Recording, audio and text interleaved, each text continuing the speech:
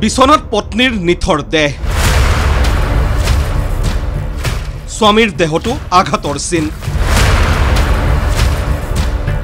দক্ষিণ গাঁও বালিজানত বুৱাৰীৰ ৰহস্যজনক মৃত্যু নে হত্যাৰ বলি গণেশগুৰিৰ কবিতা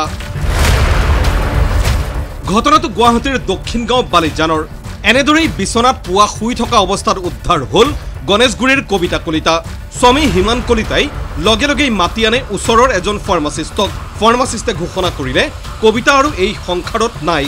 লগে লগেই লাগিল হুৱা দুৱা খবৰ দিয়া হ'ল আৰক্ষীয়ে ঘটনাস্থলীত দেখি দণ্ডাধীশ অনাৰ সিদ্ধান্ত ল'লে দণ্ডাধীশৰ উপস্থিতিত আৰম্ভ হ'ল প্ৰাথমিক তদন্ত মৃতদেহৰ ৰং অস্বাভাৱিকভাৱে হালধীয়া স্বামীৰ মতে পত্নীৰ এচিডিটি হৈছিল তাৰ বিপৰীতে স্বামীৰ দেহত আছে হতাহতিত আহত হোৱাৰ দৰে আঘাতৰ চিন কথাবোৰ মিলা নাছিল খবৰ দিয়া হ'ল কবিতাৰ পৰিয়ালৰ লোকক আহিল তেওঁলোক ঘটনাস্থলী দেখি হতবাক পৰিয়ালৰ লোক মাতৃগৃহত কাহানিও কোনো অভিযোগ দিয়া নাছিল কবিতাই স্বামীৰ অত্যাচাৰৰ কথাও কোৱা নাছিল কেতিয়াও কিন্তু ওচৰ চুবুৰীয়াই উদঙালে বহু গোপন তথ্য স্বামী স্ত্ৰীৰ মাজত প্ৰায়েই লাগিছিল কাজিয়া লাগিলেই উচ্চ হাৰত মিউজিক বজাইছিল ঘৰখনত মিউজিক বজাই কাজিয়াৰ তথ্য লুকুৱাৰ চেষ্টা কৰিছিল ওচৰ চুবুৰীয়াৰ পৰা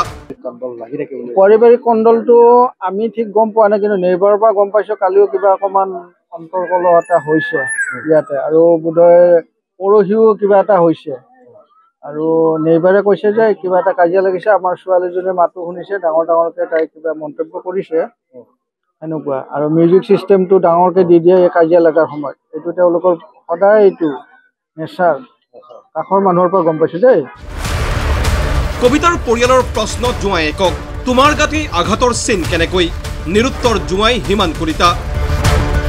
কবিতাৰ পৰিয়ালৰ দাবী হত্যা কৰা হৈছে কবিতা কলিতাক হয় দেখা পাইছো সেইটো ময়ো দেখা পাই তেখেতক প্ৰশ্ন কৰিছিলো প্ৰশ্নটো কিন্তু মানে সুদুত্তৰ মই নাপালো মোৰ কাৰণে আপোনালোকে কি পায় নাজানো তেওঁ ক'লে ইয়াতে দুটা ডিঙিত নখৰ আচুৰ যিজন মই অনুভৱ কৰিছো দেই তেওঁ কৈছে ৰদৰ লাগিছে কিন্তু ৰদৰ যেন লগা নাই মই তাতেতো মোৰ সন্দেহ ঘনীভূত হৈছে কিবা ঠেলা ঠেলি হৈছে হওঁতে বোধহয় ছোৱালী ক'ৰবাত খুন্দা চুন্দা খালে নেকি তেনেকে আমাৰ সন্দেহ আৰু সেইকাৰণে পুলিচ প্ৰশাসনৰ সহায় লৈছো ইফালে আৰক্ষীৰ সন্দেহ আন মহিলাৰে সম্পৰ্ক থাকিব পাৰে হিমানৰ যি কাৰণত দুয়োৰে মাজত সঘনাই লাগিছিল কাজিয়া কিন্তু তৃতীয় ব্যক্তিগৰাকী সন্দৰ্ভত দুয়োৰে মোবাইলত কিবা ক্লু পাব পাৰে বুলি জব্দ কৰা হৈছে স্বামী স্ত্ৰীৰ দুয়োটা মোবাইল যদি সেয়া সত্য প্ৰমাণিত হয় তেন্তে কবিতাৰ মৃত্যুৰ কাৰক হিচাপে চিহ্নিত হ'ব তেওঁৰেই মৰমৰ স্বামী হিমান কলিতা মৰণোত্তৰ পৰীক্ষাৰ অন্তত পৰিয়ালক সমজাই দিয়া হ'ব মৃতদেহ কিন্তু অব্যাহত থাকিব হাতীগাঁও আৰক্ষীৰ তদন্ত বেলতলাৰ পৰা দীপক ভূঞাৰ সহযোগত ব্যুৰো ৰিপৰ্ট ND24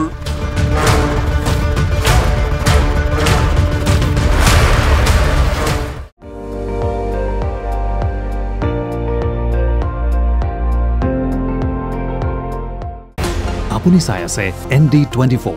সৰ্বশ্ৰেষ্ঠ নহয় সৰ্বোত্তমৰ দৌৰ